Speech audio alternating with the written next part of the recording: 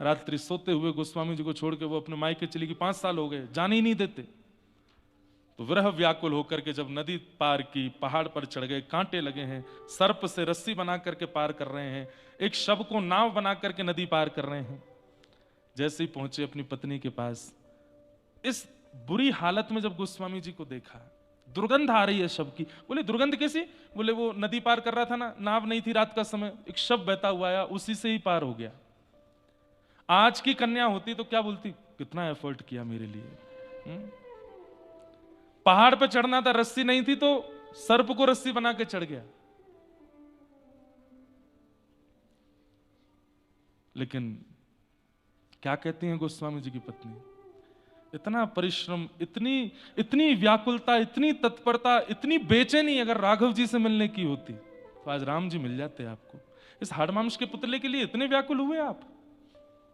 और ये बात सुनते ही बस सोचने लगे गोस्वामी जी, मैं इतना परेशान तो कभी नहीं हुआ राम जी से मिलने के लिए, मैंने कभी इस प्रकार की प्रक्रिया तो नहीं की राघव जी से मिलने की। सही कह रही है, इतनी बेचैनी मुझे राम जी से मिलने के लिए नहीं हुई। बस उसी समय पत्नी को प्रणाम किया और निकल गए और बोले अब राघव मिलेंगे तो ही जीवन का सार होगा। अब यहां पर मैं बात क्या कहना चाहता हूं कि महादेव ने कहा ब्याह करो, तो बात तो ऐसी होनी चाहिए भाई फिर तो अनुकूल ही मिलने वाली है पत्नी, लेकिन नहीं, प्रतिकूलता से ही आप भक्ति मार्ग में पहुंचोगे, इसीलिए प्रतिकूल पत्नी मिली है। और प्रतिकूल पत्नी से आ गए वो भक्ति मार्ग में, मिल गए राघव जी। तो जो व्यक्ति की गति और दुर्गति दोनों जानते हैं उन्हें भगवान कहते हैं। उत्पत्ति प्रलयम चैव भूतानाम अगति गति वेत्तिम विद्याम अविद्याम च। जो विद्या यानी कि ज्ञान और अविद्या माने कि अज्ञान, इसके जो ज्ञाता हैं, जो जानते हैं, उनको भगवान कहते हैं। इसलिए वो यदि किसी गोपी के गले में गलवैयां डाल रहे हैं तो संशय मत करना, वो भगवान है। माता जी फोन रख दो, हाँ बस यहाँ नेटवर्क आ गए आपके। कौन सी सिम है? हमारे पंडित जी व्याकुल बैठे हैं, उनके नेटवर्क नहीं आ रहे हैं। हाँ? खूब आते हैं। क्या बता रहा था मैं? हाँ सुनिए, भगवान जब मत्स्य अवतार धारण करते हैं और जैसे ही क्षीर सागर में या समुद्र में प्रवेश करते हैं तो जितनी भी मछलियां थीं भगवान के मत्स्य रूप को देख के मोहित हो गए और सबके मन में इच्छा होने लगी कि ये हमारे प्रियतम बन जाएं। भगवान ने जब कूर्म अवतार धारण किया, कच्छप बन करके आए, तो जितनी भी कछुए, मादा कछुआएं थीं, सब ठाकुर जी के रूप पर मोहित हो गए, सबका मन हुआ कि हम इनसे विवाह कर लें। भगवान जब नृसिंह बन करके आए तो जितने भी वन की सिंहियां थीं, ठाकुर जी का रूप देख करके मन में हुआ कि यही हमारे प्रियतम बन जाएं। भगवान जब बराह बन करके आए तो जितनी भी बरही थीं, सब ठाकुर जी के रूप पर मोहित हो गए, सबकी इच्छा हुई कि हम इनके विवाह कर लें। भगवान जब राम बन करके आए, दंडक वन में गए तो जितने भी संत थे, अरे स्त्रियों की तो छोड़ो, वो साधु महात्मा जो हजार हजार वर्षों से बैठे हैं तपस्या में, राघव जी की एक छटा देख करके उनके मन में भी प्रियतमा जैसा भाव आने लगा, जैसे ये प्रियतम और हम प्रियतमा हैं। एक बात तो माननी पड़ेगी कि ठाकुर जी के सन्मुख, अगर ठाकुर जी सन्मुख आ गए तो अगर दर्शन करने वाला पुरुष है उसके चित्त में भी वो भावना प्रकट होने लगेगी जो एक प्रियतमा की पति के प्रति होती है। इसमें आपका वश नहीं चलेगा। इसीलिए महादेव गोपी बने, क्योंकि वहां पुरुष रह ही नहीं पाएगा। वो पुरुषोत्तम है, पुरुषोत्तम जो उत्तम पुरुष है उसके आगे सब स्त्रियां हैं। ध्रुव स्तुति में एक बात आती है, और ध्रुव जी महाराज कितने वर्ष के हैं? प्रहलाद जी और ध्रुव जी ये सम उम्र के ही हैं।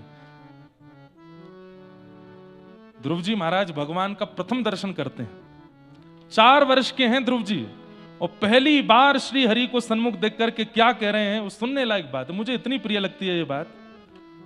आहा, ध्रुव जी महाराज के सामने गरुड़ पर आसीन होकर के श्री हरि पधारे हैं और प्रथम दर्शन श्री ध्रुव जी महाराज ने ठाकुर जी का किया है। इस प्रसंग को सुनकर के गोपी गीत या फिर रास पंचाध्याय में संशय प्रकट नहीं होगा आपके चित्त में। आहा, ध्यान से सुनिए। तद्दर्शनेनागत साध्व सच्चिता ववन्दतांगं विनमय्य दंडवत् द्रग्भ्याम प्रपश्य प्रपिवार निवार्भक चुंबन निवास्येन भुजैर्निवाश्लिशन। 4 वर्ष के ध्रुव जी, 4 वर्ष का कोई बालक है यहाँ पे? नहीं होगा। 4 वर्ष के बालक को एक बार देखना, कैसा लगता है वो? ना ज्यादा सुधरा हुआ, ना ज्यादा बालवत, बिल्कुल सामान्य सा है। अभी स्वयं से चलना भी नहीं जानता, ठीक ठीक है। ज्यादा संसार का बोध नहीं है, बिल्कुल बोध नहीं है। 4 वर्ष का है, तुतला के बोलता है। वो 4 वर्ष के ध्रुव जी के सामने भगवान खड़े हैं और ध्रुव जी क्या कह रहे हैं? पहले तो देखते रहे, पता ही नहीं है कि दंडवत करना होता है। तो फिर गरुण जी ने कहा प्रणाम करो, भगवान आए हैं। तो ध्रुव जी महाराज दंडवत करते हैं। तब गरुण जी बोले इतनी देर हो गई, तुम क्या देख रहे हो? तो ध्रुव जी गरुण जी को बता रहे हैं, ठाकुर जी को नहीं। बोले ये इतने प्यारे लग रहे हैं, मेरा मन हो रहा है कि मैं इनकी गोद में चढ़ के इनके गालों को खा जाऊं, इतने प्यारे लग रहे हैं। चुम्बन निवास्येन भुजैर्निवाश्लिशन, मन होता है कि मैं इनके अंक को अपने अंग में ऐसे भर लूं और भर के इनके गाल पर चुम्बन कर लूं। 4 वर्ष का बालक ठाकुर जी को देख करके ये भावना रखता है। वो मत्स्य बनते हैं तो मछलियां मोहित हो जाती हैं, वो कूर्म बनते हैं तो कछुआ, मादा कछुआ मोहित हो जाती हैं, वो बराह बन के आते हैं तो बरही मोहित हो जाती हैं, वो नृसिंह बन करके आते हैं तो सिंहनियां मोहित हो जाती हैं। जब वे राम बन करके आते हैं तो दंडक वन में हजारों वर्षों से तपस्या में बैठे हुए, कंचन कामनी से कोसों दूर, वे सब संत जन भी राघव जी की छटा को देख करके उनके प्रति प्रियतम का भाव रखने लगते हैं। सारे अवतारों में ठाकुर जी ने सबको देखा और सबको वरदान देते गए, द्वापर की प्रतीक्षा करो, द्वापर की प्रतीक्षा करो, द्वापर की प्रतीक्षा करो। आज समुद्र की वे असंख्य मछलियां जिन्होंने मत्स्य दर्शन किया वो गोपी बन के आई हैं। आज वे समस्त कच्छप दर्शन करने वाली मादा कछुआ सब गोपी बन के आई हैं। वे दंडक वन के सभी संत जो राघव जी को प्रियतम मान रहे हैं वे सब गोपी बन के आए हैं। अरे कहां तक कहें, वेद, वेद तो शब्द है, वेद के तो अंग नहीं होते, वेद का तो रूप नहीं होता, वेद तो केवल शब्द बन करके प्रकाश आकाश में भ्रमण करता रहता है। वो वेद तक ठाकुर जी के रूप पर मोहित हो जाता है। आज वो वेद की ऋचाएं भी गोपी बन करके आई हैं। तो श्रुति रूपा, स्मृति रूपा, भगवत रूपा, साधन सिद्धा सब गोपियां हैं व्रज की। आप उन पर संशय नहीं कर सकते। ये एक जन्मों की प्राप्ति नहीं है रास में, ये अनेक जन्मों की प्रतीक्षा है कि आज ठाकुर जी मिले हैं।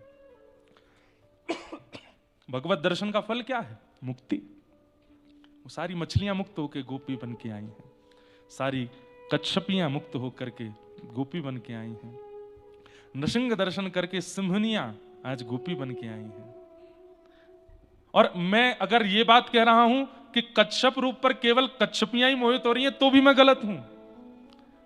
जलचर जितने जीव हैं सब मोहित हो रहे हैं ठाकुर जी पर। इतने सुंदर हैं हमारे श्याम सुंदर। कहते कहते कभी कभी मन भर आता है, कितने सुंदर होंगे वे जो सब मोहित हो जाते हैं उन पे।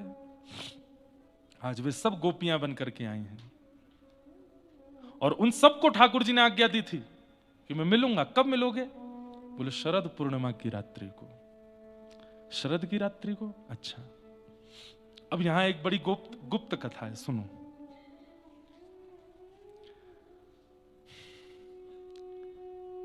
जब से श्याम सुंदर ने श्री प्रिया जी का दर्शन किया, बहुत ध्यान से बैठिएगा और सावधानी से सुनिएगा। जब देखी वृषभानु जाय हिय बिच उठी हूंक, वंशी रह गई हाथ में फिर न लागी फूंक। जब से श्री प्रिया जी का दर्शन किया है और अभी गोवर्धन लीला हुई, तो गोवर्धन लीला में जब ठाकुर जी ने गिरिराज जी धारण किए उसी समय श्री वृषभानु बाबा किशोरी जी को लेकर के सामने खड़े हो गए। तो किशोरी जी के प्रभाव से ठाकुर जी 7 दिन तक खड़े रहे। अब ये सब दृश्य, ये सब भाव मैं पहले भी कथाओं में बहुत बार विस्तृत रूप से बता चुका हूं कि गर्गाचार्य जी क्या क्या बता के गए थे। आज सब ब्रजवासियों ने कहा कि भैया, हे नंद बाबा, हे भानु बाबा, आपके दोनों बालक जो हैं ये ब्रज की रक्षा करते हैं, इनका ब्याह करो। और तब ठाकुर जी का विवाह किशोरी जी से हुआ। कहां हुआ? भांडीर वन में हुआ। किसने कराया? ब्रह्मा जी ने कराया। गर्ग संहिता की कथा। तो एक नियम होता है कि ब्याह के बाद कुछ दिन घर में रहने के बाद फिर बहू महीना 1.5 महीना के लिए अपने पियर जाती है। तो किशोरी जी गई हैं बरसाने, और श्री ठाकुर जी की ये स्थिति है, इतने छटपटाते रहते हैं, मन ही नहीं लग रहा है बिना श्री जी को देखे। मधुमंगल तन सुखा मन सुखा धन सुखा। बोले लाला सही कह मैं, सब लोग बोले का, बोले ब्याह के बाद सब बदल जाए, तू बदल गो। बोले क्यों?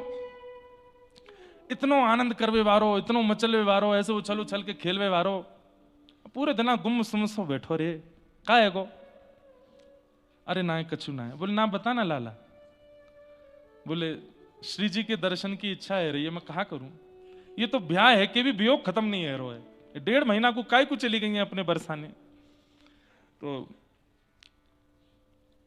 राधा जू के रिजवन कारण नाना रूप धरावे, कान्हा मोर बन आवे, कान्हा लिलिहारी बन आवे, कान्हा जोगी बन आवे, कान्हा सखी बन आवे। रूप बदलते हैं ठाकुर जी श्री जी से मिलने के लिए। तो सबरे ग्वाल बाल बोले लाला तू को दर्शन करने? बोले हाँ। तो हम ते बता दे कर, सब करवे को तैयार है। बोले कहा करोगे? बोले तो को सखी रूप बना के ले चलें बरसाने, तेरो ऐसा श्रृंगार करेंगे कोई नहीं पहचाने को।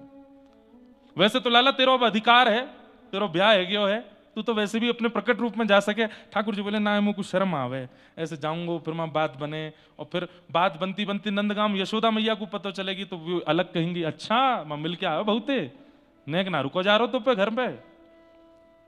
तो ठाकुर जी ग्वाल वालों से बोले कछु करो। बोले लाला तो कुछ सखी बना दे। नेक देर लगे, ठाकुर जी के केश खोल दिए। बंधुओं इतने लंबे केश हैं भगवान के, क्योंकि मुंडन नहीं हुआ जन्म के बाद, मुंडन नहीं हुआ ठाकुर जी का। तो नाथद्वारा में आज भी नियम है कि दान लीला के जब दर्शन होते हैं तो ठाकुर जी की बेणी नहीं आती। नहीं तो अब यहां तो नहीं दिखेंगे, हमारे लाल जी ऐसे बेणी धारण करते हैं, चोटी धारण करते हैं, पैर से नीचे तक चोटी है ठाकुर जी की। दान लीला का जब दर्शन होता है नाथ द्वार में तो ठाकुर जी की चोटी कमर से बांध दी जाती है। क्यों?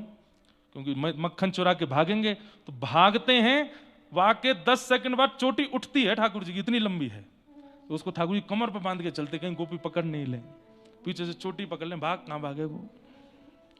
ठाकुर जी के केश खोल दिए, बीच की मांग निकारी है, आहा सिंदूर पधरायो है, ऊपर से वो क्या पहनते हैं सिर पे, क्या बोलते हैं उसको, हाँ जो भी बोले वो धारण किया, कानों में कुंडल पहने हैं, आंखन में काजल लंबो लंबो लगाए हुए है, मुख पर सुंदर लालिमा लगाई है, नाक में नथ बेसर पहनी है, गले में हार पहने हैं, हाथ में चूड़ी पहनी है, लहंगा पहनी, चुनरी पहनी, सब बिल्कुल सुंदर श्रृंगार कर लियो। बाल बाल बोले लाला तू छोरी होता ना हम तोते ही ब्याह कर लेते। कृष्ण लला तुम होते लली तो गरे कट जाते करोड़न के, लेकिन लाला तेरो श्याम वर्ण कैसे ढके? ठाकुर जी बोले कछु तो करो। लगे सबरे ग्वाल बाल चंदन घिसवे, महाराज खूब सारो चंदन घिसो, और चंदन घिस करके केसर युक्त चंदन ठाकुर जी के श्री अंग पे लगायो, पीरो चंदन श्याम ठाकुर जी को अंग। तो चंदन सूखने के बाद ठाकुर जी के अंग पे गोरो गोरो सो नेक अंग प्रकट होने लगा, कहीं कहीं सांवले हैं, कहीं कहीं गोरे, लेकिन इतने सुंदर लग रहे हैं, इतने मधुर लग रहे हैं। पालकी में बैठा करके ले जा रहे हैं सबरे ग्वाल बाल ठाकुर जी को श्री जी से मिलाने के लिए, और नव दुल्हन की भांति बैठे हैं ठाकुर जी, और बैठ करके जा रहे हैं।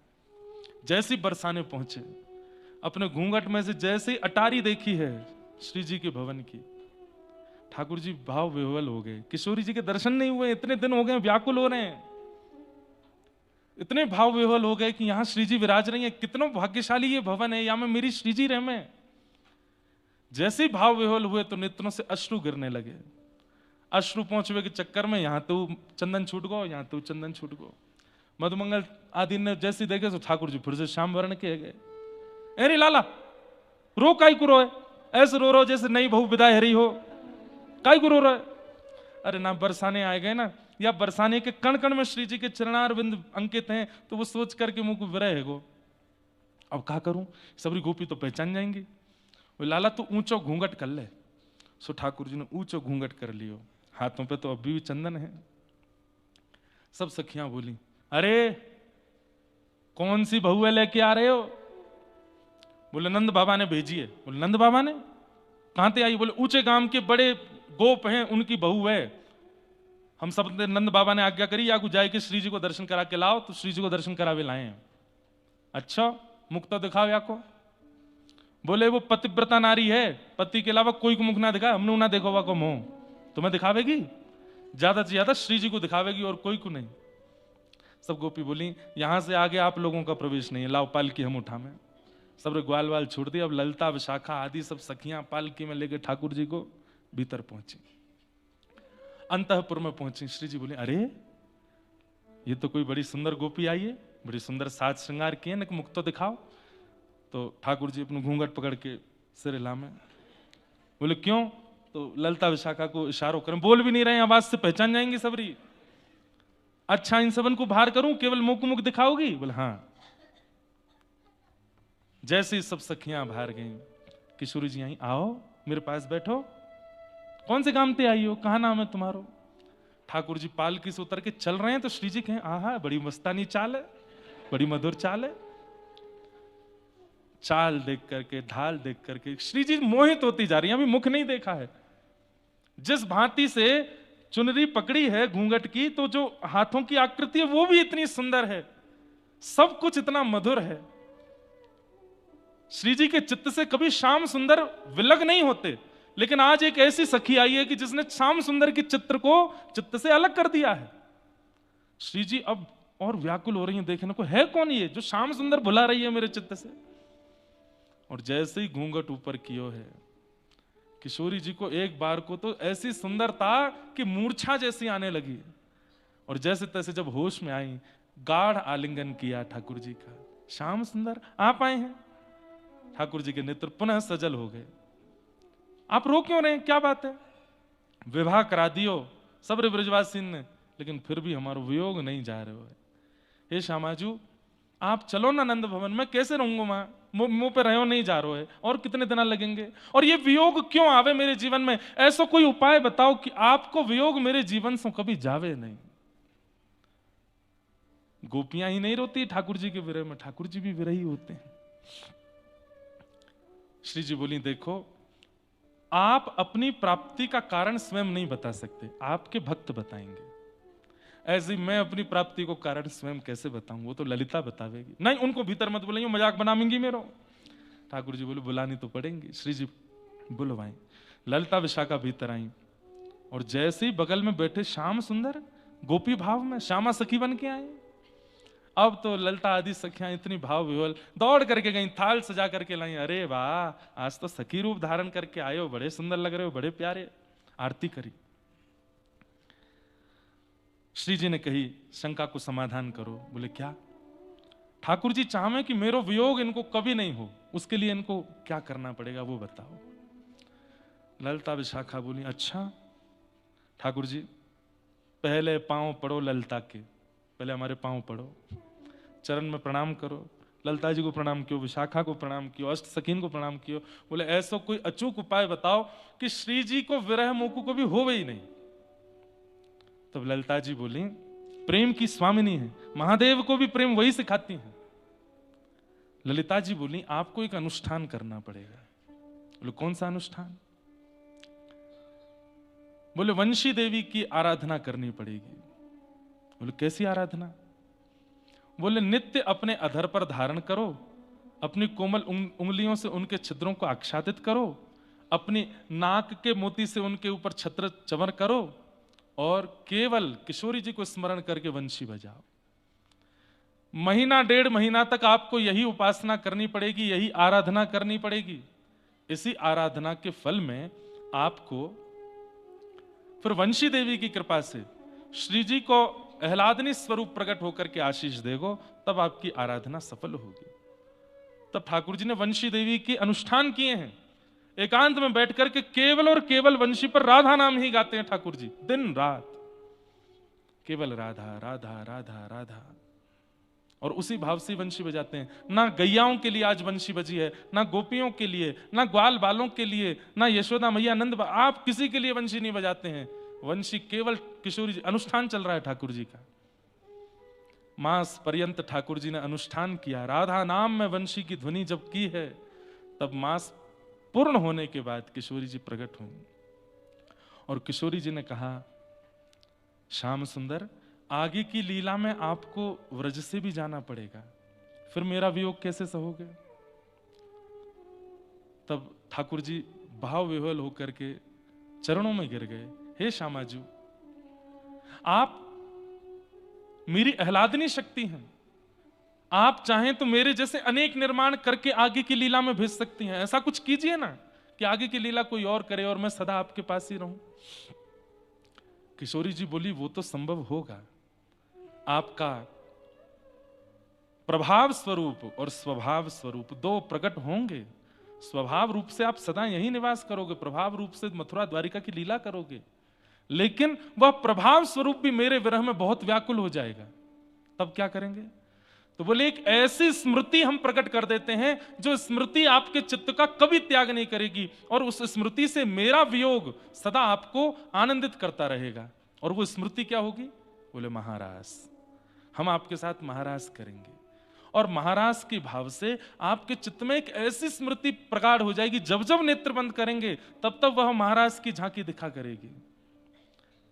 तो व्रज से आगे की लीला में भी जब आप जाएंगे, वो महारास आपके चित्त में रहेगा और आप आगे की लीला भी कर पाएंगे और मेरे स्मरण में, वियोग में जब जब याद आएगी तो उस महाराज का चिंतन करके शांत भी हो जाएंगे।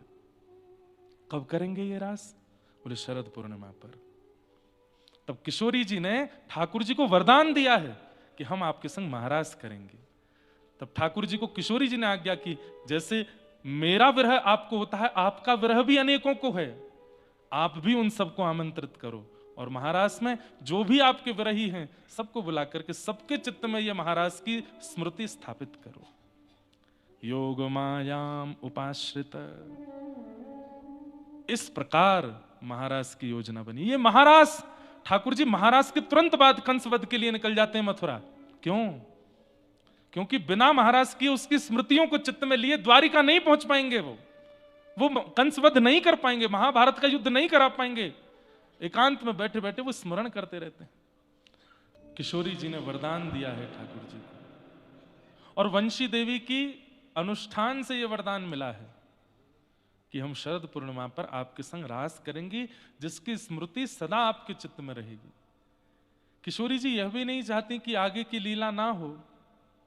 विश्व कल्याण के लिए कृष्ण अवतरण हुआ है, तो आगे की लीला में भी तो आपको जाना है। स्वभाव रूप से तो आप सदा हमारे संग ही रहोगे, लेकिन आप जब आगे जाओगे और जब व्रज वृंदावन और मेरी याद आएगी तो कैसे रहोगे?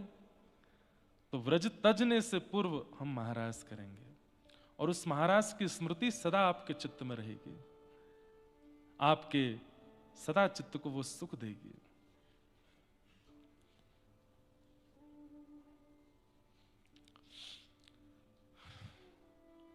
इसलिए महाराज हुआ।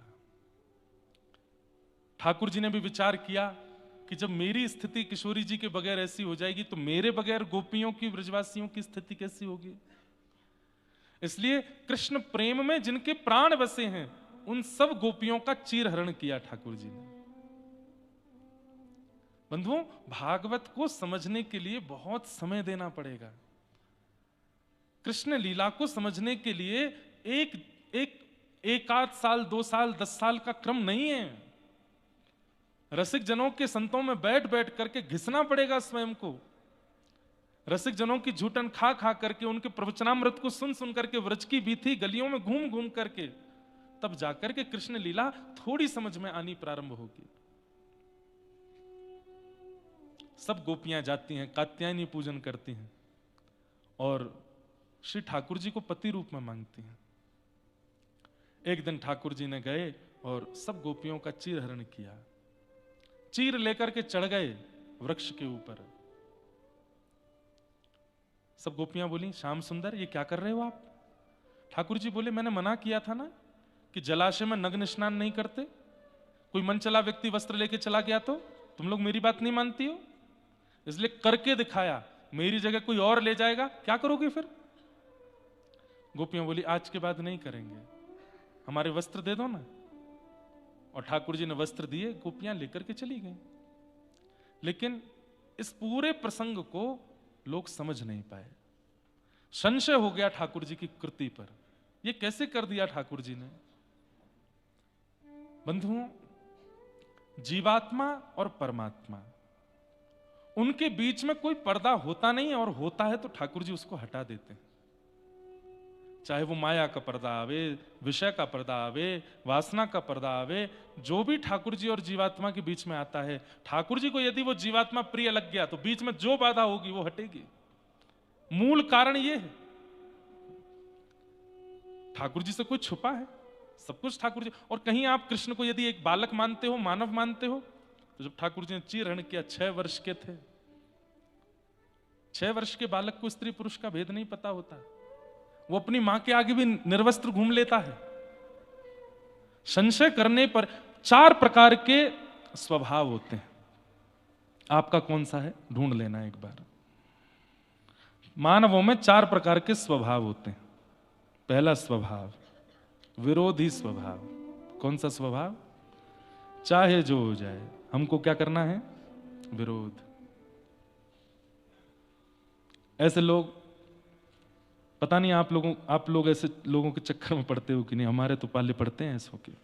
कुछ भी कर लो, क्या है, विरोध। कथा सबने सुनी होगी, महादेव जा रहे थे पार्वती जी के साथ, दोनों बैठे थे नंदी पर, लोग बाग क्या बोलने लगे, शर्म नहीं आती है, एक बेचारे जीव पर 2 भार चढ़ गए। महादेव बोले, पार्वती जी लोग बाग बात बना रहे हैं, उतर जाओ। दोनों उतर के चलने लगे। लोग बाग बोले, कैसे पागल लोग हैं, बैल बगल में है फिर भी पैदल चल रहे हैं, बैठ जाएं इस पे। पार्वती जी बोली, लोग तो अब भी बात बना रहे हैं, एक काम करो मैं बैठ जाता हूं, तुम पैदल चलो। महादेव बैठ गए, पार्वती जी पैदल चल रही हैं, 2 से भले 1 चढ़ जाए। लोग बाग बोले, देखो देखो क्या जमाना आया, पत्नी को तो बेचारी को ऐसे ही किया जाता है भारत राष्ट्र में, पति बैठ गया है, पत्नी पैदल चल रही है। पार्वती जी बोली, लोग बाग बात बना रहे हैं, मैं उतर जाता हूं, तुम बैठ जाओ।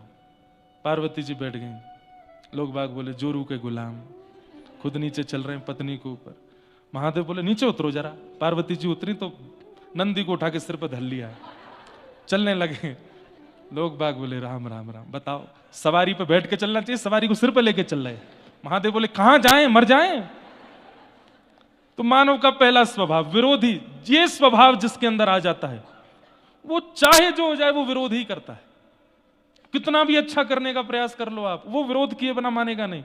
इसलिए ये स्वभाव भगवत कृपा मानिएगा कि आवे ना, विरोधी स्वभाव कई लोगों में ये आ जाता है। नाम जापक ठाकुर जी से प्रार्थना करें कि हम में कभी विरोधी स्वभाव ना आवे।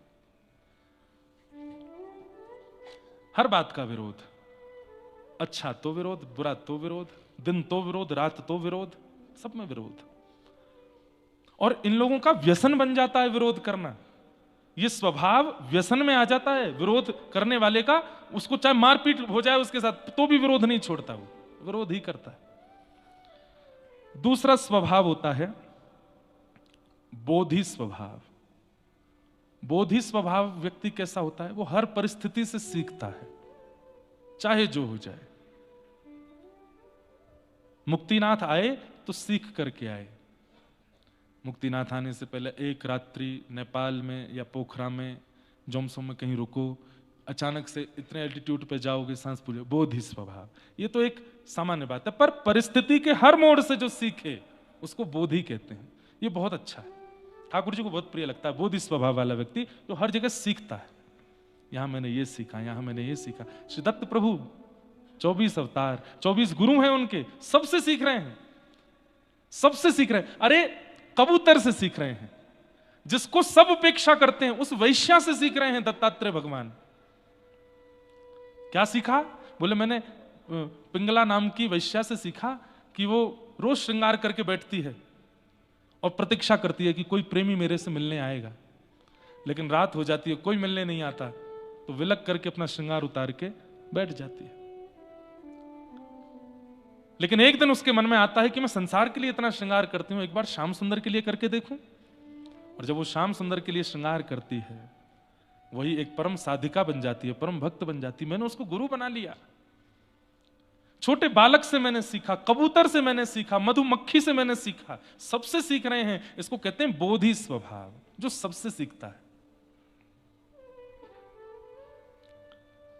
विरोधी स्वभाव, बोधि स्वभाव, और तीसरा होता है निरोधी स्वभाव। ये निरोधी कैसा होता है? सब पर कंट्रोल करने वाला। घर में, परिवार में, मित्र में एक व्यक्ति तो ऐसा होता है जिसका निरोधी स्वभाव, सबको रोकता ही रहता है। नहीं नहीं नहीं नहीं, ये मत करो, ऐसा हो जाए, नहीं नहीं ये मत करो, ऐसा हो जाए, ये नहीं, ये तो करना ही नहीं है। निरोधी स्वभाव, सब पर कंट्रोल करने वाला। ऐसे मत चलो, ऐसे चलो, ये मत पहनो, ये पहनो, ये मत खाओ, ये खाओ, अभी मत सो, यहां सो, इससे बात मत करो, उससे करो। ऐसा व्यक्ति भी अपना और अपने संग वालों का जीवन बर्बाद कर देता है। बहुत ज्यादा कंट्रोल करने वाला, निरोधी स्वभाव। और चौथा और अंतिम स्वभाव होता है सुबोधि स्वभाव। विरोधी, बोधि, निरोधी और सुबोधि। सुबोधि का मतलब क्या है? कोई भी क्रिया करने से पहले 2 बार सोचता है, उसके अच्छे और बुरे का चिंतन करता है, ये सुबोधि। इन 4 स्वभावों में 2 स्वभाव संसारी हैं, विरोधी और निरोधी, और 2 स्वभाव ठाकुर जी को अति प्रिय हैं। कौन कौन से? बोधि और सुबोधि। सुबोधि कौन? जो कोई भी क्रिया करने से पहले 2 चीजें सोचता है, अच्छा और बुरा। ठंड हो रही है, मौसम ठंडा है, मैं अगर यहां कुछ ठंडा पीऊंगा तो क्या होगा? 2 बातें सोच रहा है। बोले अगर मैं इसको पीऊंगा तो मेरे मन को तो अच्छा लगेगा, जीव को तो अच्छा लगेगा, पेट को तो अच्छा लगेगा, लेकिन फिर दूसरी बात सोचता है, स्वास्थ्य बिगड़ सकता है। स्वास्थ्य बिगड़ने के बाद क्या होगा? बोले मुझे यहां से वापस जाना पड़ेगा, मैं 7 दिन नहीं रुक पाऊंगा, मुझे 2 दिन में ही लौटना पड़ेगा। फिर उसके बाद जो प्रक्रिया करता है, ये अर्जुन का स्वरूप है, वो 2 बात सोचता है। इसलिए श्री कृष्ण उसको ज्ञान देते हैं। तो 4 स्वभाव होते हैं, बोधि नहीं, विरोधी, बोधि, निरोधी और सुबोधि। इनमें से 2 स्वभाव ठाकुर जी को प्रिय हैं, बोधि और सुबोधि। ये 2 स्वभाव चित्त में लाओ, क्योंकि निरोधी और विरोधी यदि बन गए, ये स्वभाव ऐसा है मरते दम तक नहीं छोड़ेंगे आपको। ये कंट्रोल करने का जिनके अंदर स्वभाव स्वरूप आ जाता है ना, अंतिम श्वास तक ऐसे ही रहते हैं वो। और विरोध का स्वभाव जिनका आ जाता है, वो भी अंतिम श्वास तक ऐसे ही रहते हैं। ठाकुर जी का विरोध हो गया, चीर हरण किया भगवान कृष्ण ने, गोपियों का चीर हरण किया भगवान कृष्ण ने। तो फिर भगवान शब्द का प्रयोग मत करो, कृष्ण शब्द का प्रयोग करो। और अगर आप भगवान शब्द का प्रयोग नहीं करते, कृष्ण शब्द का प्रयोग करते हो, तो चीर हरण के समय ठाकुर जी 5.5 वर्ष के हैं, 6 वर्ष के। कल हम लोग चर्चा कर रहे थे कि कृष्ण स्वरूप को कोई कैरेक्टर प्ले नहीं कर सकता। अगर आज का फिल्म जगत चाहे कि हम कृष्ण लीला दिखावें, वो दिखा देंगे, लेकिन कृष्ण चित्त का स्पर्श नहीं कर पाएंगे, क्योंकि वो मानव बन ही नहीं पाएगा जो कृष्ण हैं। इसलिए आप कोई आकृति ड्राइंग के माध्यम से बना दो, कला के माध्यम से बना दो, शालिग्राम के माध्यम से बना दो, तो उनमें भले ही कृष्ण आभास हो जाए, नहीं तो मानव कभी कृष्ण बन के नहीं आ सकता। या फिर 8 वर्ष से छोटे बालक चाहे तो कृष्ण रूप धारण कर सकते हैं। 8 वर्ष के बाद आदि जैसे रेशे आने शुरू होते हैं ना मुखमंडल पर। और सबसे बड़ी बात, स्वभाव में चतुरता, चंचलता, चपलता, वो कृष्ण को ढाल नहीं पाएंगे अपने अंदर। बुरा नहीं मानिएगा, मैंने आज तक इतने चलचित्र देखे हैं, पर मुझे कोई कृष्ण स्पर्श नहीं कर पाए। हाँ, राम जरूर स्पर्श किए थे एक बार पुरानी रामायण में, लेकिन कृष्ण नहीं छू पाए, क्योंकि कृष्ण कोई हो ही नहीं सकता, कृष्ण एक ही है। इसलिए कोई कला चित्र के माध्यम से भले ही आप कृष्ण बना दो, मानव कृष्ण नहीं बन पाएगा। और गोपियों को आज्ञा कर दी भगवान ने कि जिन कात्यायनी मैया की तुम पूजा करके मुझे पति रूप में मांगती हो, मैं वचन देता हूं, क्या? शरद पूर्णिमा पर मैं रास विहार करूंगा। और आज वही शरद पूर्णिमा की रात्रि आई है। भगवान पिता रात्रि शरदोत्फुल्ल मल्लिका विक्षरन्तुम मनश्चक्रे योग मायामुपश्रित। किशोरी जी के आश्रय में आज सब गोपियां रास के लिए पधारी। सब गोपियां अलग अलग क्रियाओं में व्यस्त हैं। कोई दूध का दोहन कर रही है, कोई अपना श्रृंगार कर रही है, कोई अपने बालक को दूध पिला रही है, कोई अपने पति को भोजन करा रही है। सब अलग अलग कार्यों में लगी हैं। और उसी समय शरद पूर्णिमा के चंद्रमा उदित हुए।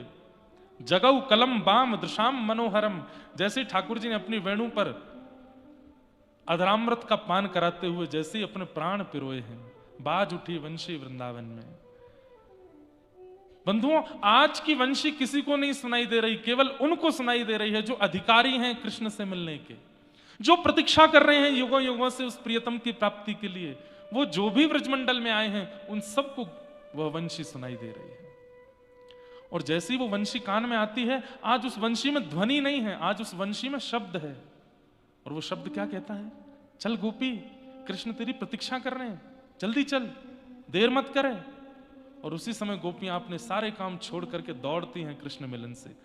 शुकाचार्य जी वर्णन करते हैं, स्थिति संभालने के लिए भी नहीं रुक रही है गोपियां कि हम कोई कार्य कर रही हैं उसको संभाल के तो जाए ना। जैसे ही ध्वनि आई तुरंत दौड़ती है, मानो जैसे कब से तैयार बैठी थी जाने को। तत्परता से सीरा बना रही है कोई गोपी, उसमें चीनी डाल रही है, उसमें इलायची डाल रही है, बढ़िया केसर डाल रही है, बड़े मग्न होकर के बना रही है। लग ही नहीं रहा है कि कहीं और जाने की तैयारी में है। और अचानक से वेणु ध्वनि आती है तो उसका अचानक से रूप बदल जाता है, वहीं सिरा छोड़ करके दौड़ती है। घर वाले देखते रह जाते हैं, हुआ क्या? कोई गोपी आंज लोचने अपने आंख में काजल लगा रही थी। जैसी वेणु की ध्वनि आई, एक आंख में ही काजल लगा है, दूसरी आंख में लगा ही नहीं, दौड़ी है कृष्ण मिलन के लिए। बीच मार्ग में किसी गोपी ने कहा, अरे तेरी एक आंख बड़ी, एक आंख छोटी सी लग रही है, दूसरी आंख में तो लगा के नहीं आई, जल्दी जा, विचित्र लगेगी। अब दूसरी आंख में जब लगाने के लिए गई है तो हाथ कांप रहे हैं, श्रृंगार में तत्परता नहीं आ पा रही है, क्योंकि ठाकुर जी बुला रहे हैं। एक बात स्पष्ट है, व्यक्ति जब ठाकुर जी के आमंत्रण में होगा ना तो अपनी किसी भी व्यवस्था को सुधार नहीं पाएगा। केवल भगवत सेवा ही उससे बढ़िया हो सकती है, बाकी वो किसी और व्यवस्था में उचित नहीं रह पाएगा। नहीं कर पा रही अपना श्रृंगार। आज तक कभी ऐसा नहीं हुआ था कि काजल ना लगा हो, लेकिन आज नहीं लग पा रहा है। क्यों? व्याकुलता हो रही है, तन मन चित्त सब व्याकुल हो रहा है ठाकुर जी से मिलने के लिए। तभी संपूर्ण काजल हाथ में लेकर के पूरे मुंह पे लगा लेती है। बोले एक जगह लगाऊंगी तो अच्छे बुरे का भान होगा, पूरा ही काजल युक्त होगा तो अच्छे बुरे का कोई भान नहीं। दौड़ पड़ी। गोपियां हंसने लगी, अरे तू कहां बन के आई है, ऐसी कारी कारी बन के आई है? अरे आज पहली बार कृष्ण ने बुलाया, कम से कम श्रृंगार तो मधुर करके आ। शुकाचार्य जी कहते हैं, वो गोपी कह रही है, श्याम सुंदर यदि रूप देखते तो सबसे पहले पूतना को स्वीकार करते, नहीं किया उसको स्वीकार। इसका मतलब रूप उनको प्रिय नहीं है। रूप जैसा भी हो, केश जैसे भी हो, वस्त्र जैसे भी हो, जन्म जैसा भी हो, जाति जैसी भी हो, कृष्ण को इन सब से कोई फर्क नहीं पड़ता। आपका चित्त कैसा है? कौन दिखाता है इन सब भावों को कि गोपियां कैसे जा रही हैं? एक गोपी स्नान कर रही थी और जैसी वेणु की ध्वनि आई, अस्त व्यस्त वस्त्रों में दौड़ पड़ी है। एक गोपी जैसे दौड़ने लगी, पति ने रोक लिया, कहां जा रही हो? बोले आज आत्मा के पति बुला रहे हैं, उनके पास जा रही हैं। पति ने बंद करके दरवाजा लगा दिया बाहर से, भाग के तो दिखा। तुरंत ध्यान समाधि में बैठ गई और बोली, तुम्हें ये शरीर प्रिय है ना, रख लो इसे अपने पास, मैं आत्मा से उनके पास चली जाऊंगी। और तुरंत प्राण त्याग दिए वहीं पर, और प्राण त्याग करके गोपी पहुंची है रास में। ये 1-2 दिन या 1-2 वर्ष की प्रतीक्षा तो नहीं हो सकती, ये युगों की प्रतीक्षा है गोपियों की, ये युगों की प्रतीक्षा है। असंख्य गोपियां खड़ी हैं श्याम सुंदर के सन्मुख। किसी के केश बिखरे हैं, किसी का रूप बिगड़ा है, किसी के वस्त्र अस्त व्यस्त हैं। और आयु कितनी है? बोले आबाल वृद्ध वनिता, 6 वर्ष से लेकर के 120 वर्ष तक की गोपी है। एक आध गोपी तो ऐसी भी हैं जिनको 2-4 गोपी उठा के लाएंगे, चलना ही नहीं आता, वो भी आइए रास करने। और इन सबके प्रेमास्पद ठाकुर जी कितने बड़े हैं? बोले 7.5 वर्ष के। ये कैसा प्रेम हो सकता है कि 6 वर्ष की बालिका के चित्त में भी वही प्रीति है, और 120 वर्ष माने यशोदा की सास की उम्र की गोपी भी आई है ठाकुर जी से रास करने, उसके चित्त में भी वही प्रेम है। ये सामान्य काम लीला नहीं हो सकती, ये सामान्य संसार का प्रेम मिलन नहीं हो सकता। हमारे यहां आयु देखी जाती है, रूप देखा जाता है, स्वरूप देखा जाता है, त्वचा देखी जाती है, व्यवहार स्वभाव देखा जाता है। यहां कुछ नहीं देखा जा रहा है, केवल चित्त की प्रीति देखी जा रही है। गोपियां सब सामने खड़ी हैं, ठाकुर जी वेणु बजा रहे हैं मधुर, और थोड़ी देर में जैसी वेणुनाद विश्राम हुआ, नेत्र खोल करके देखा, असंख्य गोपियों को देख करके ठाकुर जी वेणु अपने कमर में रखते हैं और ठाड़े होकर के बोले, स्वागतम वो महाभाग। अरे जो मत्स्य थी उनको याद आ गए मत्स्य रूप, जो पूर्व में कच्छपी थी उनको याद आ गए कच्छप, जो पूर्व में सिंहनी थी उनको याद आ गए नृसिंह, जो पूर्व में संत थे उनको याद आ गए राम। अपनी युगों की प्रतीक्षा सबको याद आ गई, सब भूल गई कि हम कौन से गोप की कन्या हैं या कौन से घर में रहती हैं, सबको अपने पूर्व की प्रतीक्षा याद आ गई और सबके नेत्र सजल हो गए। अरे ये तो इतने वर्षों की प्रतीक्षा के बाद हमें आज मिले हैं। और सबसे बड़ी बात, एक भी गोपी को ऐसा नहीं लग रहा है कि यहां लाखों आई हैं, सबको लग रहा है मैं अकेली आई हूं, सबको लग रहा है कि मैं अकेली आई हूं। किसी को नहीं पता मेरे बगल में कौन खड़ी है, पीछे कौन है, इधर कौन है, आगे कौन, सबको लग रहा है मैं अकेली हूं और ये मेरे लिए खड़े हैं। स्वागतम वो महाभाग प्रियम किम करवाणि व ब्रजस्यानामयं कश्चित् वृता गमन कारणम। स्वागतम स्वागतम स्वागतम, आइए आइए आइए, स्वागत है। ये सुनकर के तो गोपियां खुश हो गई, लेकिन ठाकुर जी क्या कहते हैं, प्रियम किम करवाणि व, आप सबके यहां आने का कारण जान सकता हूं मैं। ये सुनकर के तो मानो गोपियों को लगा किसी ने वज्र चला दिया हो हमारे हृदय पर। इनको नहीं पता हम क्यों आई हैं। अब जो मत्स्य थी वो भूल गई, वो जो कच्छपी थी भूल गई, जो सिंहनी थी भूल गई, और सब ठाकुर जी की ओर देख रही हैं। इनको याद नहीं हम कौन है। प्रियम किम करवाणि वा व्रजस्यानामयं कश्चित् ब्रूतागमन कारणम, आप सबके आने का कारण जान सकता हूं मैं इतनी रात को। अच्छा, चंद्रमा देखने आई हो, देखो देख लिया, चलो जाओ, वापस जाओ, अपने अपने घर को जाओ। गोपियां खड़ी हैं सामने, थोड़ी देर और देखें क्या बोलते हैं। और ठाकुर जी ने यहां पर पतिव्रता नारी के सारे धर्म बताने शुरू किए, और गोपियों को माने ऐसा भान कराने लगे कि तुम तो बहुत बड़ी पापनी हो, मेरे पास आ गई हो। गोपियों को समझाने लगे, तुमको पता है पतिव्रता नारी का धर्म क्या होता है, तद्बंधुनाम च कल्याणम प्रजानाम चानुपोषणम भर्तु शुश्रूषणम स्त्रीणाम परो धर्मो यमाय, और ना जाने क्या क्या क्या क्या बातें उनको बताने लगे। 10 श्लोकों में ठाकुर जी ने केवल डराया गोपियों को, और हम आप होते तो डर के मारे भाग भी गए होते, लेकिन एक भी गोपी नहीं हिली वहां से। ठाकुर जी बोले, तुम्हारे बाल बच्चे हैं छोटे छोटे, अग्नि की साक्षी लेके विवाह करके आई हो, और यहां परपुरुष दिख गया तो तुरंत छोड़ करके आ गई। कितना बड़ा पाप है तुम जानती हो, उस नरक में तुमको जाना पड़ेगा, उसमें जाना पड़ेगा, ये करना पड़ेगा, और जाने क्या क्या।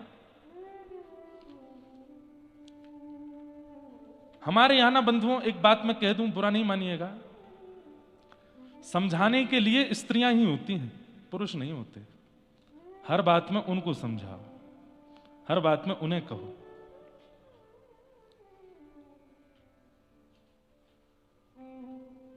प्रथम दिन कथा में एक प्रसंग आया था कि जलंधर की पत्नी है वृंदा, और वृंदा के पातिव व्रत के कारण जलंधर की मृत्यु नहीं हो रही, जिसके कारण जलंधर पूरे तीनों लोक में नाश मचाए बैठा है। तब भगवान ने क्या विचार किया कि जलंधर को मारने का एक ही तरीका है, इसकी पत्नी का पातिव्रत नष्ट हो। और भगवान जलंधर का रूप धारण करके गए और वृंदा का पातिव्रत नष्ट किया।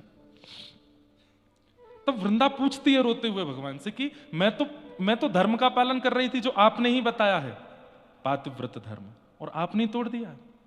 तो ठाकुर जी कहते हैं व्रत भी किसके लिए करते हैं ये देखना चाहिए। ऐसे तो राक्षस भी तप करते हैं, ऐसे तो रावण, कंस, शिशुपाल, दंतवक्र भी हिमालय पर जाकर के तपस्या करते हैं, पर उनकी तपस्या के पीछे उद्देश्य क्या होता है? नाश। हम व्रत किस उद्देश्य से करते हैं वृंदा, ये समझना आवश्यक है। तुम जिस पति के लिए पातिव्रत का पालन कर रही हो, वो पति क्या कर रहा है? पार्वती जी का पातिव्रत धर्म नष्ट करना चाहता है। ऐसे पति के लिए पातिव्रत करोगी तो वो व्रत पाप बन जाएगा। पति शब्द का अर्थ होता है रक्षक। यदि पति इन शब्दों में घटित नहीं होता है तो वो पति नहीं है, वो भक्षक है। उसके लिए पातिव्रत नहीं करना है। ऐसे ही सेम पत्नी के लिए भी है। पति भी यदि पत्नी व्रती रहना चाहता है कि मैं एक पत्नी व्रती रहूं, लेकिन पत्नी अपने नाम शब्द, पत्नी शब्द का भी अर्थ क्या है? पति की सेविका या पति की रक्षिका। और पत्नी भी यदि उस भाव में नहीं है तो पति को भी नहीं करना है उसके प्रति व्रत। भगवान ने आकर के वृंदा को समझाया, बोले तुम्हारा पातिव्रत तीनों लोगों का नाश कर रहा था, इसलिए व्रत करो तो ये तो देख लो कि जिसके लिए हम व्रत कर रहे हैं वो उचित है कि नहीं, वो योग्य है कि नहीं। योग्य हो उसके लिए व्रत करो। अब व्रत बताए गए, नियम बताए गए हैं, दुनिया भर के हमारे यहां क्रम बताए गए, और आप कर किसके लिए रहे हो? शनि महाराज के लिए भयंकर तप हो रहा है, भैरव महाराज के लिए तप हो रहा है, आदि आदि देवताओं के लिए तप हो रहा है। तब तो उसके लिए करो जो भाग्य बदलना जानता हो, और वो केवल नारायण है। इसीलिए तो भगवान इंद्र की पूजा बंद करा करके गिरिराज पुजवाए कि भाई तुम पूजा कर रहे हो सालों से, लेकिन किसकी कर रहे हो ये तो देखो। वो व्यक्ति या वो मानव यदि उचित नहीं है तो उसके लिए व्रत नहीं करना है। इसीलिए भगवान ने आकर के उनका धर्म तोड़ाया। मुझे किसी का आया पत्र, बोले महाराज जी हमारे पति बिल्कुल रक्षक स्थिति के नहीं है, लेकिन आपकी ये बात सुनकर के हमारे घर वाले कह रहे हैं, देखो महाराज जी स्वयं कथा में बता रहे हैं कि भले ही जलंधर दुष्ट था लेकिन उनकी पत्नी उनके प्रति पतिव्रता। तुम भी, तुम्हारा पति चाहे कैसा भी है, तुम उसके प्रति पतिव्रता ही रहो। आपने अपने मतलब की बात सुन ली कि हमारा बेटा चाहे कितना भी कुनीति कर रहा हो, तुम उसके प्रति पतिव्रता ही रखो, क्योंकि महाराज जी कथा में बता रहे हैं कि वृंदा ने भी जलंधर के लिए किया। ये बात नहीं सुनी कि उसी वृंदा का पातिव्रत स्वयं नारायण तोड़ने के लिए आ रहे हैं, क्योंकि वो ऐसे के लिए पातिव्रत कर रही है जो पतिव्रता का अधिकारी नहीं है। हमारे यहां समझाने के लिए केवल नारियां होती हैं। जब तक माताएं बहनें जीवित होती हैं तब तक उनको कोसा, डांटा, फटकारा सिखाया जाता है, और कभी कभी जब आजकल हमारे भारत में होता है तो वो चली जाती हैं तो सब रोते हैं, बहुत बुरा हुआ, बहुत बुरा हुआ, बहुत बुरा हुआ। किया भी तो आपने ही। यत्र नार्यस्तु पूज्यन्ते रमन्ते तत्र देवता। भगवान कहते हैं जहां नारी का सम्मान होता है वहां देवता रमण करते हैं। और हम तो बहुत भली भांति जान गए हैं कि नारियों का कितना अपमान करते हैं लोग। हमारा मुंह खोलना नहीं है हमें, लेकिन इस अपमान का दंड यही है कि ठाकुर जी कभी प्राप्त नहीं हो सकते जो स्त्री के स्वरूप पर या उसके भाव पर किसी भी प्रकार का लांछन लगाते हैं, बिना जाने बिना सोचे कुछ भी बोलते हैं, और फिर उपासना करते हैं ठाकुर जी की। भाग जाइए उनके सामने से, एक पुष्प भी मत चढ़ा देना, ठाकुर जी को कांटे की तरह लगता है वो, क्योंकि आप स्त्री का सम्मान करना नहीं जानते, आप नारी का सम्मान करना नहीं जानते। दो लोगों को दंड देने की मनाही की गई है, ब्राह्मण को और स्त्री को। क्यों? ठाकुर जी कहते हैं इसको संसार दंड ना दे, ये कुछ अनुचित करेंगे तो मैं देखूंगा, ये मेरी अद्भुत कृति है, इनका सम्मान करो। तो कई बार लोग कथा को अपने स्तर से सुन लेते हैं। जैसे एक बार एक व्यास जी कथा करके गए, पोथी अपनी छोड़ गए राजा के यहां, लौट करके जब राजा के यहां आए तो द्वार पर राजा की बेटी मिली। तो बेटी ने व्यास जी, आइए आइए व्यास जी, आपने इतनी बढ़िया कथा सुनाई थी, मेरे तो जीवन भर के सारे प्रश्नों के उत्तर मिल गए। अच्छा लाली, क्या सुना था तुमने? बोले मैंने तो सुना था कि सुभद्रा को अर्जुन प्रिय लगते थे, दोनों ने भाग के शादी कर ली। मैं भी यही करने वाली हूं। मुझे भी हमारा द्वारपाल अच्छा लगता है। पिताजी तो करा नहीं रहे, मैं भी कर लूँ। कोई कहेगा तुमने गलत किया तो कह दूंगी व्यास जी ने कथा में सुनाया था। व्यास जी के तो खून ठंडा हो गया, बोले यही सुना तुमने पूरी कथा में, और कुछ नहीं सुना। और भीतर गए तो राजा का बेटा मिला। अरे अरे व्यास जी आप बहुत बढ़िया कथा सुना के गए, मैं तो बस मैं क्या बताऊं आपका फैन हो गया। व्यास जी बोले तुमने क्या सुना? बोले मैंने सुना कि कंस पूर्ण रूपेण मथुरा का राजा बनने लायक था, लेकिन दुष्ट पिता उसको राजगद्दी दे ही नहीं रहा था। कंस ने बढ़िया किया, अपने पिता को कारागृह में डाल के स्वयं बैठ गया। मैं भी यही करने वाला हूं, अपने पिता को जेल में डाल के स्वयं बैठ जाऊं। कोई कहेगा पाप किया तो कह दूंगा व्यास जी ने कथा में सुनाया था। व्यास जी बोले मेरी पोथी कहाँ है, मैं लेके चला जाऊंगा, जीवन में नहीं आऊंगा, मेरी पोथी दे दो भाई। और भीतर गए तो रानी मिली। जय हो जय हो। मैं तो आपका सत्कार ही नहीं कर पाई, विराजिए ना थोड़ा, मैं आपका सत्कार करूं। व्यास जी बैठ गए, बहुत अच्छी कथा सुनाई। बोले तुमने क्या सुना? बोले मैंने सुना कि द्रौपदी जो है वो प्रातस्मरणीय है। द्रौपदी का अगर सुबह सुबह उठ के स्मरण किया जाए तो मंगल होता है। ऐसी कितनी कितनी कन्याएं हैं? 5 कन्याओं के बारे में कहा जाता है जिनका सुबह उठ के स्मरण करें तो मंगलमय दिन होता है, उसमें एक द्रौपदी भी। हाँ जी, तो लेकिन वो रानी तो कुछ और सुन नहीं है ना, क्या बोली? आपने कहा था कि द्रौपदी जो है वो प्रातस्मरणीय है। हाँ हाँ हाँ है तो सही। तो मुझे भी, मैं भी द्रौपदी से थोड़ी प्रेरित हो गई हूं। क्या? मुझे भी हमारे महल में 4-5 लोग प्रिय हैं, एक संग सबसे ब्याह कर लूंगी। 5 पति मेरे भी होंगे तो मैं भी द्रौपदी की तरह प्रातस्मरणीय हो जाऊंगी। व्यास जी बोले राजा को पता चले उससे पहले मेरा सर धड़ से अलग हो, मैं पोती लेके भागूं यहां से। पोती ढूंढते ढूंढते पहुंचे तो राजा बैठा था। महाराज कैसे आगमन हुआ आपका? पोथी लेने के लिए आए। तो राजा को लगा कि दक्षिणा नहीं दी थी कथा की हमने, दक्षिणा लेने आए, पोथी तो बहाना है। तो राजा भी बोल पड़ा, महाराज आपकी कथा में मैंने एक बहुत सुंदर प्रसंग सुना था और उससे मैं सीख गया हूं। बोले क्या? भगवान कृष्ण शांति दूत बनकर के गए थे और दुर्योधन ने क्या कहा?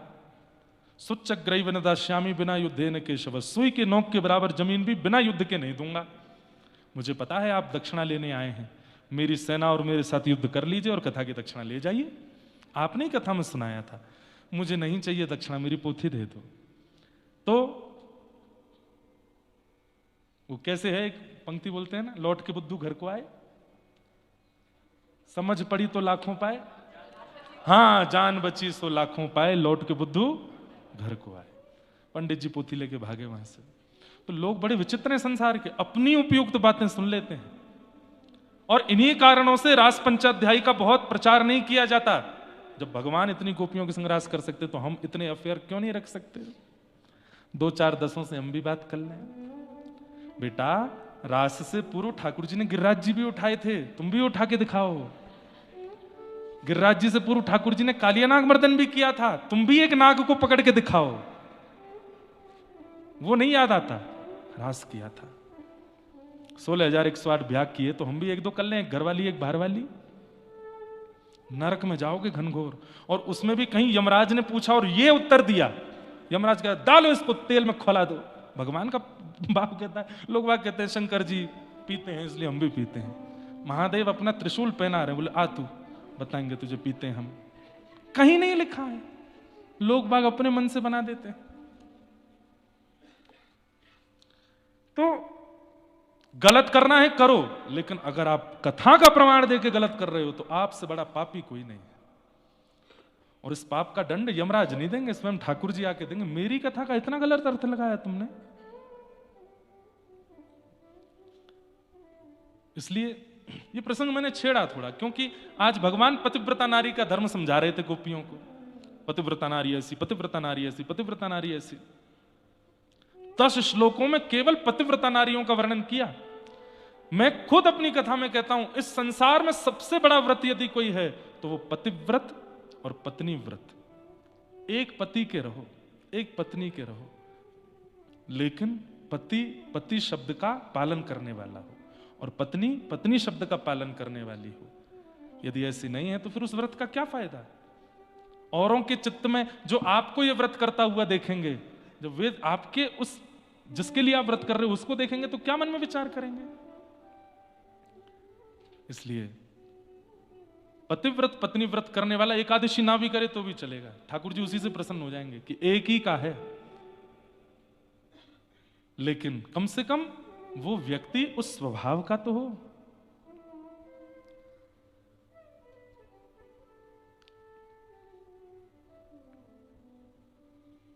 भगवान ने पातिव्रत धर्म बताया। अंत में जब भगवान शांत हो गए, बोल के गोपियां बोली आपका हो गया? बोले जी। अब हम बोलें? बोले बोलो।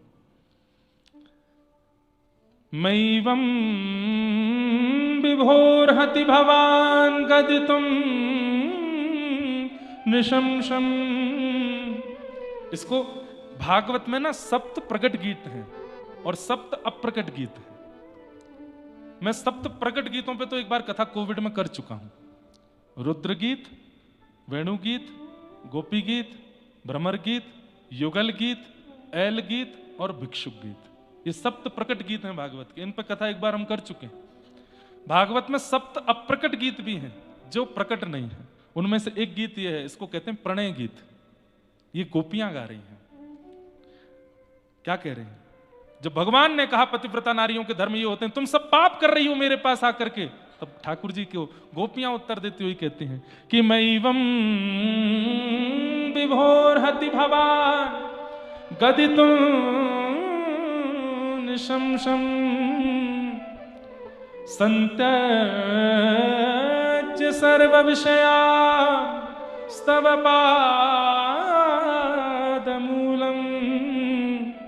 भक्ता भजस्व दुर्वग्रहमान् त्यजास्मान् देवो यथादि पुरुषो भजते मुमुक्षुम्।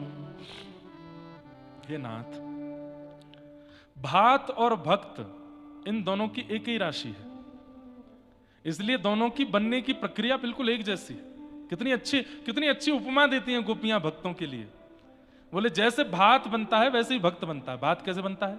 बोले पहले धान से उसको धन कुटा में डाला जाता है, उसको खूब जोर जोर से कूटा जाता है, तब उसके छिलके निकल जाते हैं, छिलके से बाहर निकाल के उसको खौलते हुए पानी में डाला जाता है, तेज अग्नि में उसको उबाला जाता है। जब सारा पानी निकल जाता है और भात अंदर तक गल जाता है, तब बनाने वाला भात को हाथ में लेके मीड़ के देखता है, जरा भी कच्चा रह जाता है तो उसको फिर पकाता है, और जब वो पूर्ण तरह नरम हो जाता है तब भोक्ता को परोस दिया जाता है, और भोक्ता दाल लगा करके क्षण भर में खत्म कर देता है। ऐसे ही भक्त बनता है। बहुत कष्ट सहने पड़ते हैं उसको, परिवार के अपवाद, पति के अपवाद, पत्नी के अपवाद, बालकों की रोक टोक, समाज संसार की सब बातें, तब जाकर के वो भक्त बनता है और आपके सन्मुख आता है। और आप क्या करते हैं? एक भोक्ता की तरह, जैसे भोक्ता जल्दी जल्दी दाल चावल खा लेता है, ऐसे आप भक्त के भी बिल्कुल विचार नहीं करते वो कितना कष्ट सह करके आपके पास आया, और सीधा उसको समझाने लग जाते हैं कि पतिव्रता नारी का धर्म क्या होता है, ये क्या होता है, वो क्या होता है। आप ही कहते हैं सब छोड़ करके मेरे पास आओ, एक विषय भी यदि चित्त में रहेगा तो मेरी प्राप्ति नहीं होगी। प्रेम गली अति सांकरी तामे दो ना समाए। और आज जब हम सब छोड़ करके आ गए तो हमसे कह रहे हो कि वापस लौट जाओ। तो फिर क्यों कहा था आपने कि सब छोड़ो मेरी शरण में आओ? सर्वधर्मान परित्यज्य माम एकम शरणम व्रज। क्यों कहते हो आप ऐसी बातें कि सब छोड़ के मेरी शरण में आओ, और जब कोई छोड़ के आता है तो फिर क्यों उसको वापस वही सब दिखाते हो? गोपियां उत्तर नहीं दे रही हैं, फटकार रही हैं ठाकुर जी को। और गोपियां फिर एक उत्तर देती हैं, क्या? बोले नाथ, हमने कोई गलत काम नहीं किया, हमारा पातिव्रत धर्म टूटा नहीं है, बल्कि पातिव्रत धर्म का आज फल मिला है। क्यों? विश्वपति के सामने हम खड़ी हैं। आप कोई नंद जी के लाला हो, आप कोई यशोदा के लाला हो, हम सब जानती हैं आप कौन हो। बोले कौन हूं मैं? न खलु गोपिका नंदनो भवान अखिल देना अंतरात्मद्रे विखन सार्थितो विश्वगुप्तये सख उदय सात्वतां कुले। हम जानती हैं आप यशोदा के लाला नहीं हो, आप नंद जी के लाला नहीं हो, तो ठाकुर जी सामने खड़े खड़े घबरा गए। कहीं गोपियों को ये तो नहीं पता चल गया कि मैं देवकी का बालक हूं। ठाकुर जी बोले यशोदा का लाला नहीं हूं, नंद जी का लाला नहीं हो, तो फिर मैं कौन हूं? गोपियां कहती हैं अखिल देहि नाम अंतरात्म दृक्, समस्त विश्वधारियों के अंतर हृदय में और बाहर विराजने वाले परमात्मा हो आप। गोपियां कहने लगी मैंने मत्स्य रूप में आपका दर्शन किया था, मैंने सिंह रूप में आपका दर्शन किया था, मैंने कुर्म रूप में आपका दर्शन किया था, मैंने ठाकुर जी तो परीक्षण ही कर रहे थे इन गोपियों के चित्त को, देखूं तो सही। और आज वो गोपियां सब प्रकट कर देती हैं। ठाकुर जी जान गए, अबोध नहीं है, सब जानती हैं। अरे आपने शरीर के पति दे रखे हैं जो जन्म और मर जाए, बलहारी व पतिन की जासो चुड़लो अमर है जाए। हे नाथ, एक पत्नी का विवाह होता है अपने पति से, और पति 5 वर्ष के लिए विदेश यात्रा पर जाता है। 5 वर्ष के लिए अपने जैसा स्वरूप उस पत्नी को दे जाता है, मूर्ति, कि जब तक मैं ना आऊं तुम अपने पातिव्रत का धर्म इसके साथ पूरा करना। ठाकुर जी बोले अच्छा। अब वो पत्नी उसी को खिलाती है, उसी को सुलाती है, उसी को नहलाती, मूर्ति को। ठाकुर जी सुन रहे हैं, गोपियां बोल रही हैं। अच्छा फिर क्या हुआ? बोले 5 साल बाद असली पति आया, द्वार आके खटखटाने लगा। अच्छा फिर? बोले अब गोपी असमंजस में पड़ी है। क्यों? बोले जो मूर्ति वाला पति 5 साल से पास में था उसकी वो सेवा कर रही है और असली पति द्वार पर खड़ा है। अब उसके असमंजस का समाधान क्या है? वो किसके पास जाए? क्योंकि जिसको 5 साल से पति मान रही है वह भी तो पति ही है, और द्वार पर जो खड़ा है वो भी पति है, किसके पास जाए? ठाकुर जी बोले इसमें कोई विचार की बात है? अरे असली पति विदेश गया था तो अपने मूर्ति पति को दे गया था, और जब असली पति वापस आ गया तो मूर्ति पति को छोड़े असली पति के पास जाए। गोपियां एक दूसरे को देख के हंसने लगी। बोले यही हमने किया है।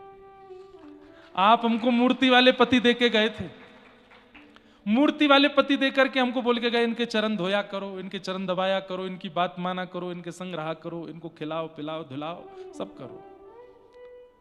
लेकिन जब हमें पता चल गया कि असली पति हमारे सामने आ गया है तो हम उसके पास आ गई, तो हमने क्या गलत किया? ठाकुर जी का मानो जैसे किसी ने मुंह पर टेप लगा दिया, कोई उत्तर नहीं भगवान के पास। गोपियां बोली कुछ कहना है आपको? मैं तो वो कह रहा था, मैं तो ऐसे बता रहा था, मैं तो ये कहना नहीं, कुछ नहीं, स्पष्ट बोलो क्या कहना चाहते हो। ठाकुर जी डर गए। लेकिन तभी गोपियों के चित्त में आया कि हम अपने प्रियतम को कष्ट तो नहीं दे रहे हैं बहुत देर रुक करके यहां पर, कहीं ऐसा तो नहीं कि हमारे जाने से ही उनको सुख मिलेगा।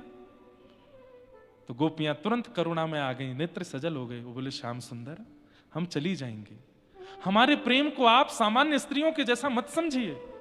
सामान्य स्त्रियों का प्रेम देखने का होता है, सुनने का होता है, बोलने का होता है, स्पर्श का होता है। हमारा प्रेम ऐसा नहीं है। हमारे प्रेम में केवल एक इच्छा है, क्या? आप एक बार कह दो कि हम आपकी हैं, एक बार कह दो, बस एक बार कह दीजिए कि हे समस्त गोपियां तुम सब मेरी हो और मैं तुम्हारा हूं, बस इतना कह दीजिए। उसके बाद जीवन में हमें दिखना नहीं, तड़पने देना, रोने देना, मरने देना। हम इस बात से ही पूरा जीवन निकाल देंगे कि आपने हमको स्वीकार किया। ये तन का प्रेम नहीं है, ये इंद्रियों का प्रेम नहीं है, ये नेत्रों का, जीव का, कान का प्रेम नहीं है श्याम सुंदर, ये आत्मा का प्रेम है। आप बस एक बार कह दीजिए कि तुम सब मेरी हो, हम चली जाएंगी लौट के, फिर कभी नहीं आएंगे आपके पास। ये राज पंचाध्यायी अच्छे अच्छों को समझ में नहीं आता। आप कहोगे महाराज जी नहीं हम तो आ रहा है, नहीं आ सकता। बहुत कम होंगे यहां पर भी जो समझ रहे होंगे। सुखदेव जी स्वयं संशय में आ गए थे। परीक्षित जी कथा सुनते सुनते जब राज पंचाध्यायी सुना, आज तक संशय नहीं हुआ, लेकिन परीक्षित जी आज एक संशय में बात बोल देते हैं। क्या? भगवान रुकिए रुकिए रुकिए, मेरे मन में एक संशय है उसको दूर करो। तो सुखदेव जी बोले अभी तक तो परीक्षित को कोई संशय नहीं हुआ था, 5 दिन से कथा सुना रहा हूं, आज संशय हो गया। क्या संशय है? तब कहते हैं कि हे नाथ कृष्ण परमात्मा है। बोले हाँ, और ये गोपियां कहीं ना कहीं उनके प्रति काम भाव रखती है, मुझे ऐसा लगता है। ये कहीं भगवान के प्रति अपराध तो नहीं है? बहुत ध्यान से सुनिए बंधुओं सब लोग। क्या कहते हैं कि ठाकुर जी के प्रति ये लोग प्रियतम प्रियतमा वाला भाव रखते हैं, उसमें कहीं ना कहीं सूक्ष्म काम है। मुझे ऐसा लगता है कि ये कहीं गोपियों का अपराध तो नहीं है ठाकुर जी के प्रति। तो सुखदेव जी गुस्सा हो गए यहां पे पहली बार। अच्छा, गोपियां प्रेम करती हैं तो तुझे संशय हो रहा है, और कंस गाली देता है उसमें संशय नहीं हुआ। कंस को मुक्ति मिलती है इस पर तुझे संशय नहीं है, पूतना पयोधर पर विष लगा के पिलाती है और उसको मुक्ति मिल जाती है, तुमने वहां संशय नहीं किया। शिशुपाल दंतवक्र भगवान को 100 गालियां रोज देते हैं, मृत्यु के बाद मुक्ति मिल जाती है, मुक्ति मतलब भगवान मिल जाते हैं, उस पर तुझे संशय नहीं हुआ। और आज गोपियां ठाकुर जी से प्रेम कर रही हैं तो तुझे संशय हो रहा है। गोप्य कामात भयात कंस। अरे सुन ले परीक्षित, क्या ये गोपियां प्रेम नहीं करती ठाकुर जी से? ठाकुर जी भी प्रेम करते हैं इन गोपियों से। किमुता अधोक्षज प्रिया, ये अधोक्षज की प्रिया हैं, ये उनकी प्रियसी हैं। और ठाकुर जी जिससे प्रेम करें, प्रश्न करते रहो पूरे दुनिया के लोग, वो तो उनके हैं और उनको कोई दूर नहीं कर सकता। तो इसलिए ये प्रसंग सबके समझ में नहीं आया होगा आज, मुझे पता है, पर जितनों को आया है बड़भागी है, क्योंकि रास का प्रसंग सबको नहीं आता है। रास पंचा पूरी भागवत पचाई जा सकती है, रास पंचाध्यायी पचता नहीं है, क्योंकि इतनी शाखाएं हैं एक एक भाव के, एक एक बात की, कितना व्याख्या करें, क्योंकि एक व्याख्या में एक और प्रश्न प्रकट हो जाता है, अच्छा ऐसा तो फिर ऐसा क्यों। इसलिए तर्क कुतर्क वितर्क जिनके भी चित्त में होगा उनको रास समझ में नहीं आ सकता, प्रेमियों को ही आ सकता है। पर पता नहीं मैंने आज क्यों बोला है, यहां रात भर गोपेश्वर दिखे हैं इसीलिए बोला है, गोपियां। और मैंने कहा ना मुक्ति रहती है ना यहाँ पे, सबको मुक्ति देती है, तो उन्होंने थोड़ी जिज्ञासा की है कि जा रहे हैं आप तो थोड़ी सी मुक्ति पर भी कृपा कर दीजिए, मुक्ति को किशोरी जी का कुछ रस दे दीजिए। इसलिए नाथ और मुक्ति दोनों को प्रसन्न करने के लिए थोड़ा श्री जी का भाव आज कहा। गोपियां कहती हैं हम जा रही हैं, हम जा रही हैं, हमारी एक वस्तु आपके पास है वो वापस करो। ठाकुर जी बोले क्या है मेरे पास? बोले चित्त, हमारा मन है आपके पास, वो वापस कर दो। क्यों? बोले हम घर में काम करती हैं मन आप में लगा रहता है, नहाने जाती है मन आप में लगा रहता है, श्रृंगार करती है मन आप में लगा रहता है, बच्चों को दूध पिलाती है मन आप में लगा रहता है, पति के पास बैठती है मन आप में लगा रहता है। वो मन जो आपके पास है वो वापस करो हमको, ताकि हम उनमें मन लगा सकें। नहीं हम पैर रखते कहीं है, जाते कहीं है, करती कुछ है, होता कुछ है, दे दो वापस। ठाकुर जी बोले ये तो नहीं हो सकता। तो बोले नहीं हो सकता ना, तो हमें स्वीकार करो। दो ही तरीके हैं आपके पास, या तो हमको स्वीकार करो या हमारा मन वापस करो। ठाकुर जी बोले मन तो वापस नहीं कर सकता, तो बोले फिर हमें स्वीकार करो। और ठाकुर जी प्रसन्न होकर के खड़े हो गए, बोले मैं तो आप सबका परीक्षण कर रहा था, मैं आप सबके चित्त को देख रहा था कि कैसा है, कैसा लगा? बोले कि पूर्ण योग्य है मेरे, अब आओ मैं रास करूंगा। वास्तव में सब आ गए थे, किशोरी जी नहीं आई थी अभी तक, तो ठाकुर जी तो इसलिए समय खींच रहे थे श्री जी आ जाएं। और इतने में ही तप्त कांचन गौरांगी श्री राधे वृंदावनेश्वरी पधारी हैं। बोलो राधा रानी